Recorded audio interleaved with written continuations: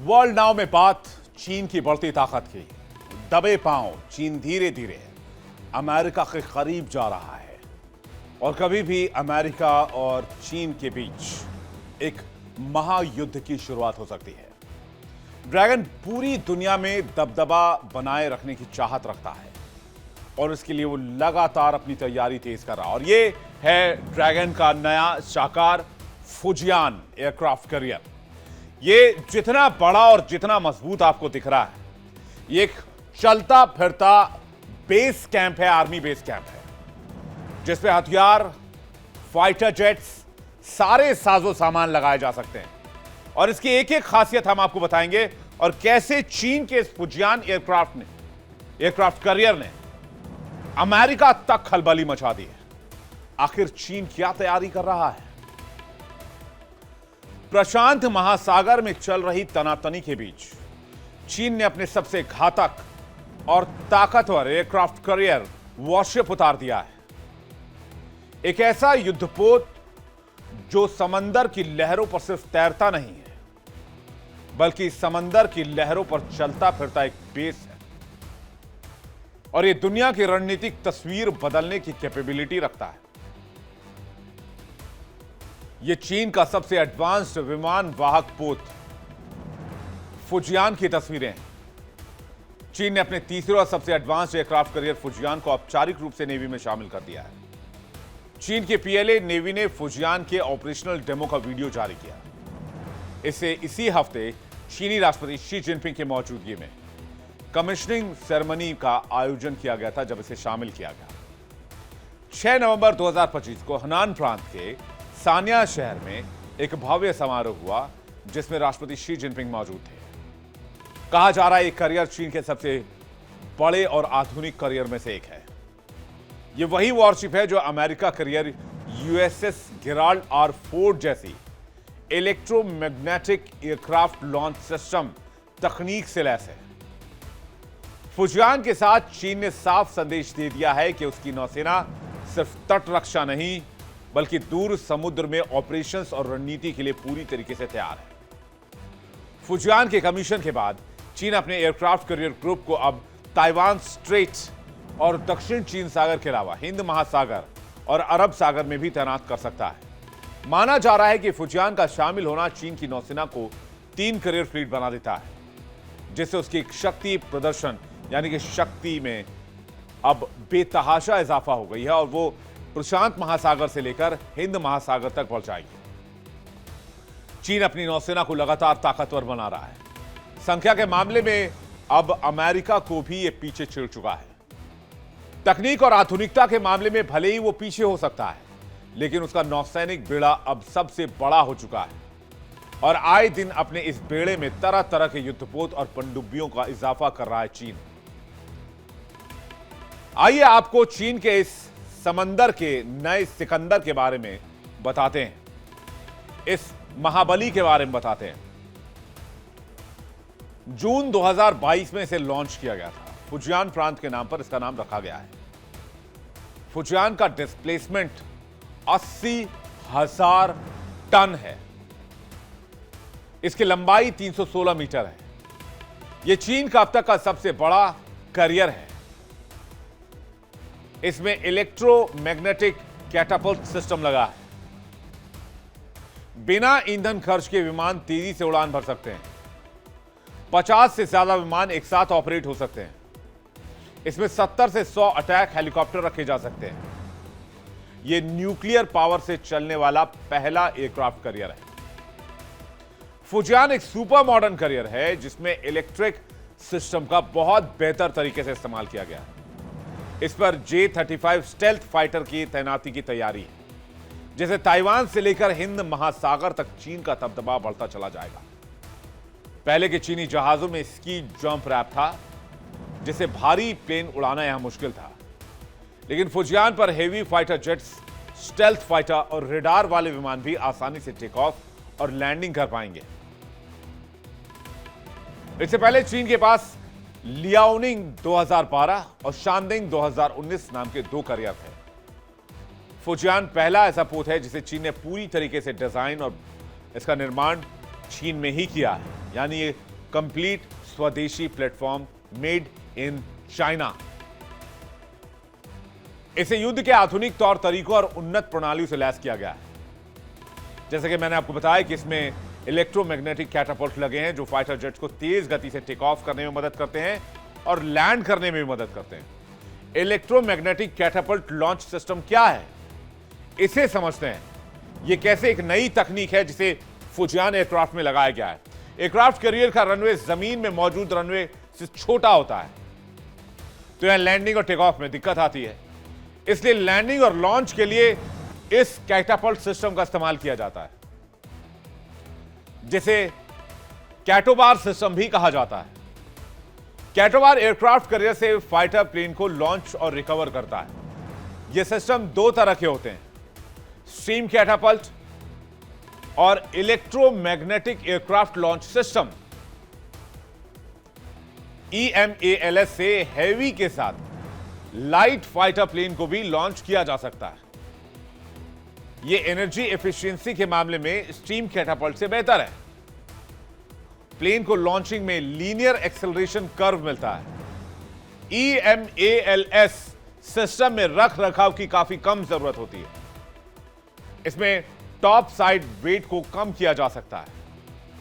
Aircraft carrier की manned और unmanned launch ability बढ़ाया जाता है।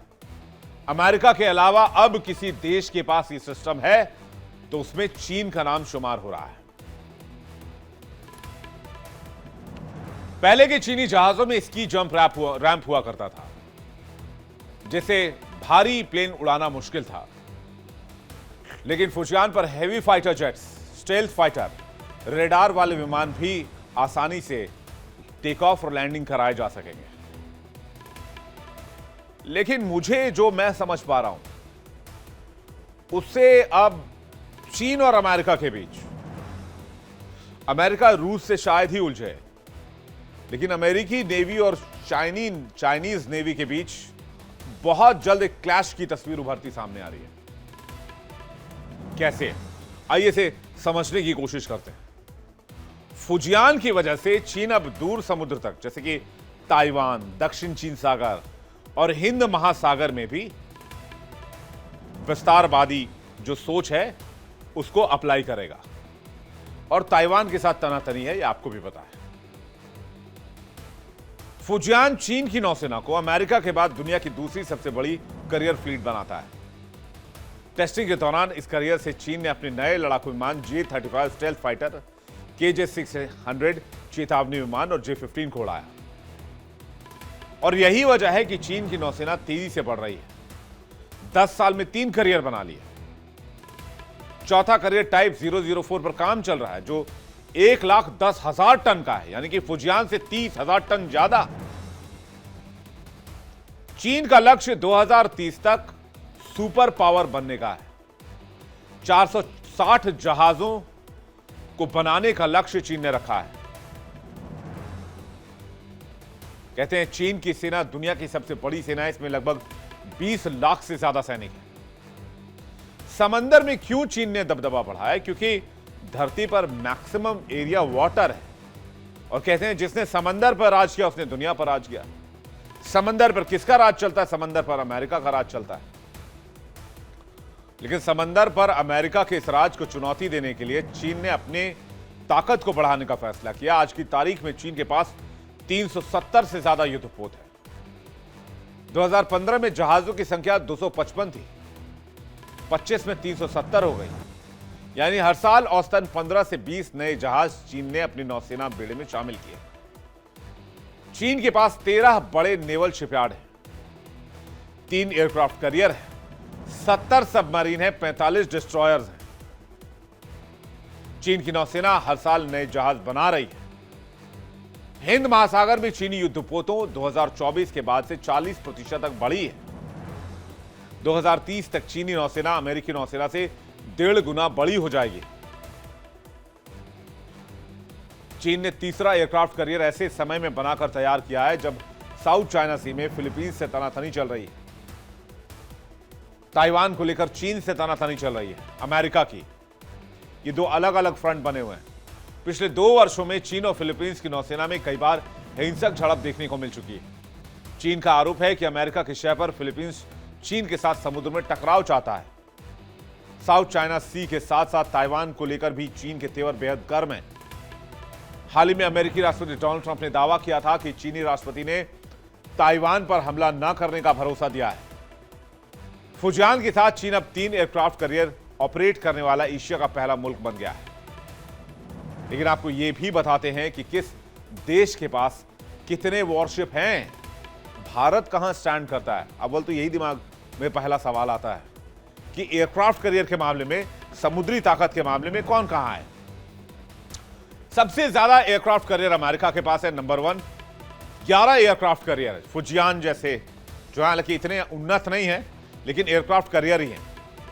11 एयरक्राफ्ट कैरियर। फिर बारी आती है चीन की 3 एयरक्राफ्ट कैरियर फुजियान को लेकर, जो अभी कमीशन किया गया है चाइनीज नेवी में। फिर आती है भारत की बारी। भारत के पास 2 एयरक्राफ्ट कैरियर हैं। और फिर आती है ब्रिटेन के बारी। ब्रिटेन के पास 2 एयरक्राफ्ट कैरियर हैं। फिर आती है फ्रांस की बारी। फ्रांस के पास 1, रूस के पास 1, इटली के पास 2 एयरक्राफ्ट कैरियर हैं। जी हां। फिर स्पेन के पास 1 एयरक्राफ्ट कैरियर। तो कुल 8 देशों के पास एयरक्राफ्ट कैरियर है। तो ये है खाका एयरक्राफ्ट कैरियर का। रिपोर्ट के मुताबिक चीन के पास अब 234 वॉरशिप्स हैं, जबकि अमेरिका के पास लगभग 300 से ज्यादा वॉरशिप्स हैं। भारत की नौसेना के पास 150 से ज्यादा वॉरशिप्स हैं। फुजियान की तैनाती अमेरिकी नौसैनिक को सीधी चुनौती है। बताया जा रहा है कि कैरियर दूसरे आइलैंड चेन से आगे जाकर पश्चिमी प्रशांत क्षेत्र में चीन की मौजूदगी को बढ़ाएगा। यानी गुआम, जापान और ताइवान के आसपास के इलाकों में चीन की पकड़ को मजबूत करेगा। यानी ताइवान स्ट्रेट में तनाव पहले से है और ताइवान की तरफ अगला कदम चीन का ताइवान को कब्जाना होगा। और यह बात शी जिनपिंग ने कई बार कही है कि चीन ताइवान को अपना हिस्सा मानता है। और यह फुजियान कैरियर चीन की पावर प्रोजेक्शन क्षमता को वहां पर प्रदर्शित करेगा ताइवान स्ट्रेट में।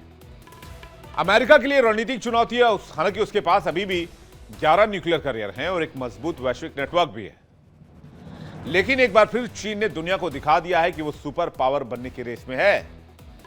फुजियान के जरिए चीन ने उन देशों के सामने अब टेंशन बढ़ा दी है जो ड्रैगन के आगे अपना वर्चस्व दिखाने की कोशिश कर रहे थे, जैसे फिलीपींस, जैसे ताइवान।